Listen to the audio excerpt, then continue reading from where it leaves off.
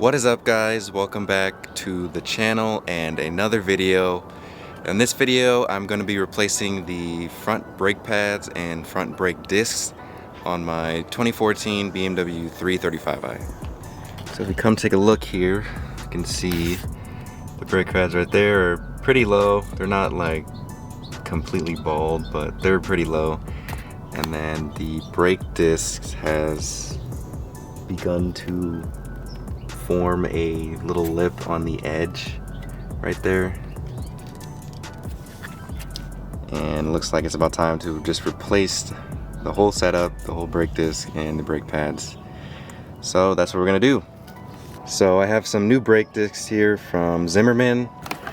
I decided to go with the dimpled and slotted rotors because I always wanted to do that, and I feel like it's appropriate since this car is a little bit faster and I can make it a little bit faster, so I feel like this will be a pretty cool upgrade. I originally almost did this on the E90, but since it's just a 328i, there's really no point in going that far with it since it doesn't go that fast, so I figured it wasn't necessary, but I figured it's worth it for this one. So again, here's the Zimmerman rotors, and then I have some Akebono brake pads for the front, and then a new brake sensor. And I got this stuff from FCP Euro. Again, if you don't know, if you have a BMW, FCP Euro is the place for any sort of parts you need, gaskets, literally anything. They have almost everything. So I definitely recommend them if you're looking for parts. Before you get started, I'd recommend removing this cover piece here so that you can expose the brake fluid reservoir. And then what you're going to want to do is loosen the brake reservoir cap and put some rags and towels around the reservoir, because when you put the new brake pads in, they're going to be much thicker than the old pads, and it's going to push the brake fluid up to the reservoir, and it may want to overflow and overspill and then get on everything around the reservoir. So just put that there so that it catches all the brake fluid that may spill out. Also, if you're confused about what brake disc size to get, it actually says on the back of the caliper right below where it says BMW. So the first thing you're going to want to do to begin removing the brake pads is to remove the two guide pins with a really skinny, some sort of long skinny metal tool that you can stick in there and just hammer out through the other side. I just ended up using this tool that I found laying around. I'm not sure exactly what it is. And I also used a drill bit that was small enough to fit inside the hole that the guide pins were in.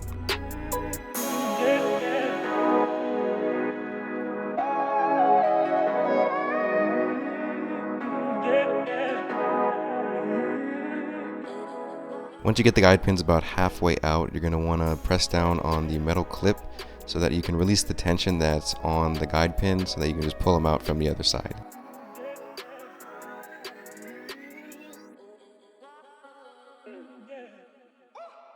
Once you get the guide pins out, you're going to want to remove that metal clip that was putting tension on them.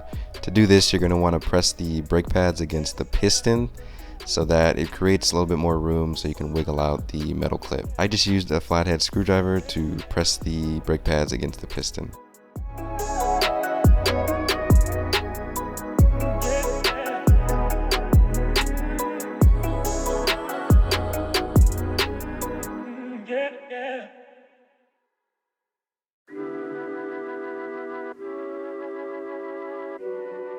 Once you remove that metal piece, you can just simply slide the old brake pads right out.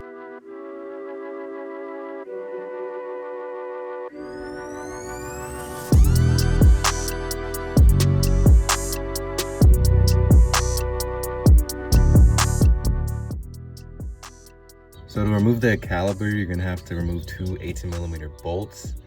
And I'll show you guys those two bolts right here. You can see one right here, and then one right here. For the top bolt, I used a shorter 18mm universal socket with a 3/8 drive because there's not a lot of room to fit a longer regular 18mm socket. For the bottom bolt, you can use a regular 18mm socket. I also ended up using a little bit longer pipe so that I can use sort of like an extension to gain more leverage to break the bolt free, since you never know if these bolts are going to be really hard to break. This one was fortunately easy to break, so it was torqued down appropriately.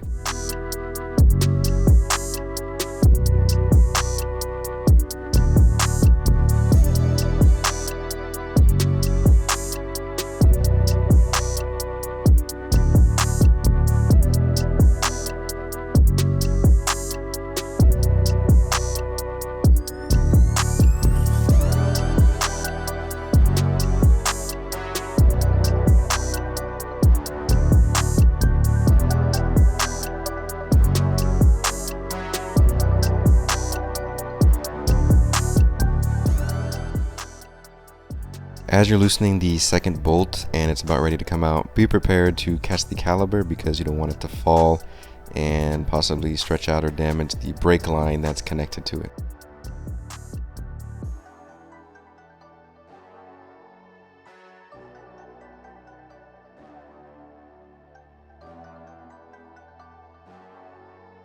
Once you have the caliper completely disconnected, you're going to want to hang it on something. Don't let it hang by the brake line, because you could possibly damage it. I ended up using a bungee cord and just kind of wrapped it around the spring that's a part of the strut tower, so it could just hang there out of the way.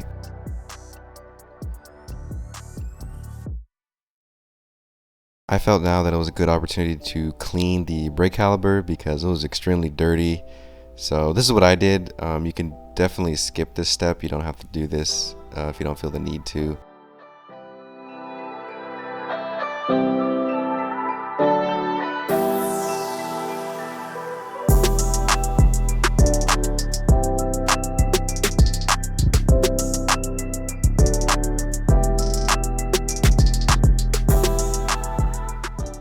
So to remove the brake disc / rotor, you're going to want to remove the small 6mm hex bolt that's holding the rotor to the hub. I used a 6mm hex bit and a 1/4 drive to remove this bolt.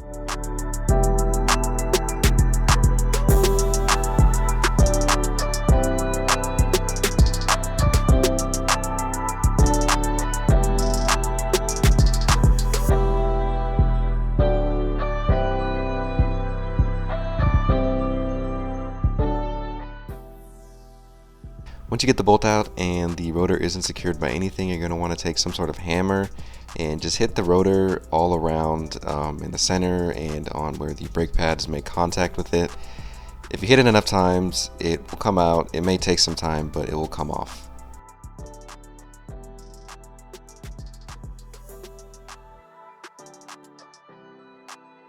Now that the rotor's off, it's probably a good time to brush off and get rid of all the rust that is on the surface of the hub where it makes contact with the inside of the rotor. I just used this little wire brush piece that connects with a drill and just power brushed it off this way. Once you get that all cleaned up, you can position and secure the new rotor.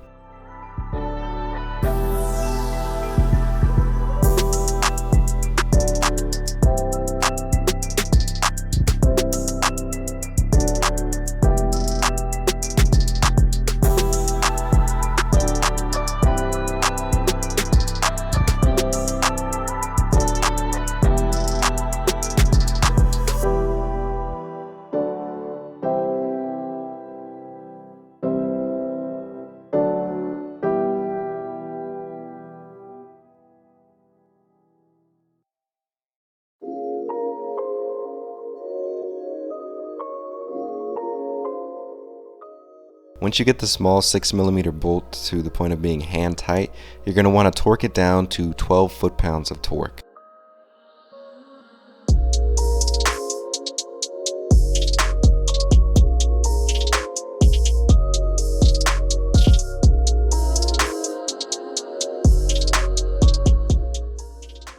Once you get that torque down, you can begin re-securing the caliper back to the rotor.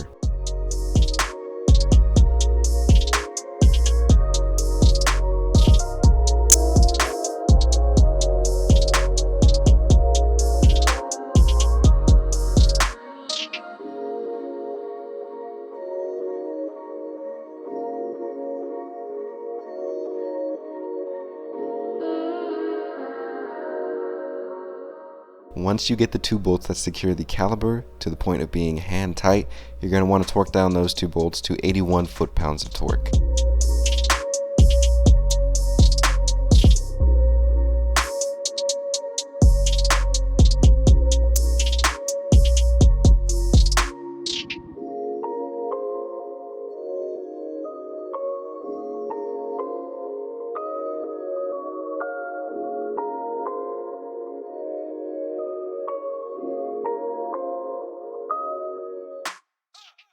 Next, you can begin removing the old brake pad sensor and begin installing the new brake pad sensor.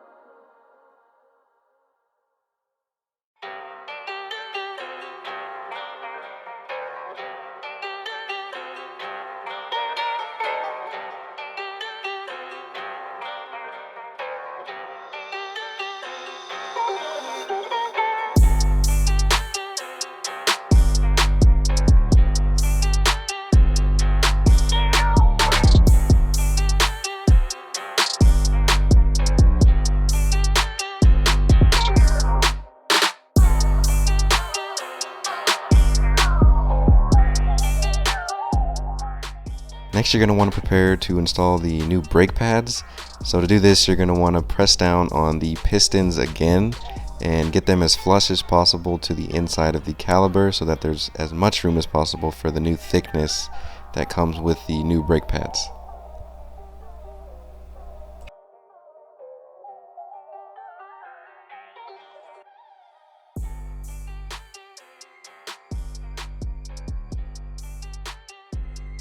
Next, you're going to want to apply some brake pad paste and lube to the contact points on the brake pad, specifically where the piston contacts the back of the brake pad when you apply them, and on the edges around where there may be some contact with the caliper. I just simply use an old toothbrush to apply the paste so that my gloves wouldn't get all dirty with the brake pad paste. The purpose of this is to eliminate any squeaking and other strange noises that may be heard when applying the brakes while driving.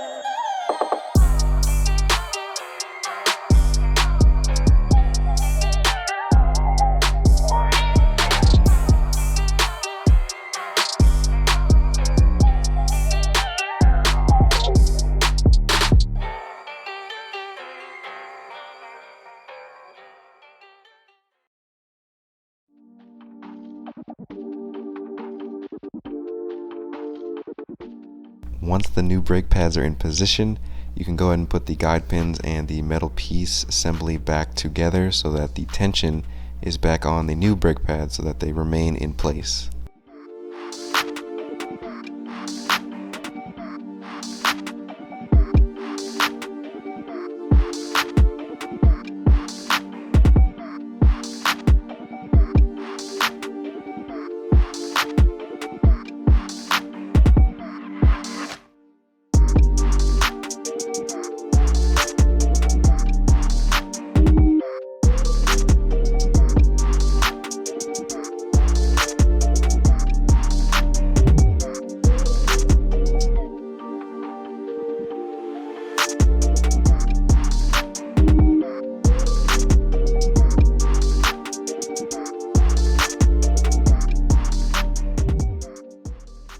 process of replacing your brake pads and brake rotors is now complete.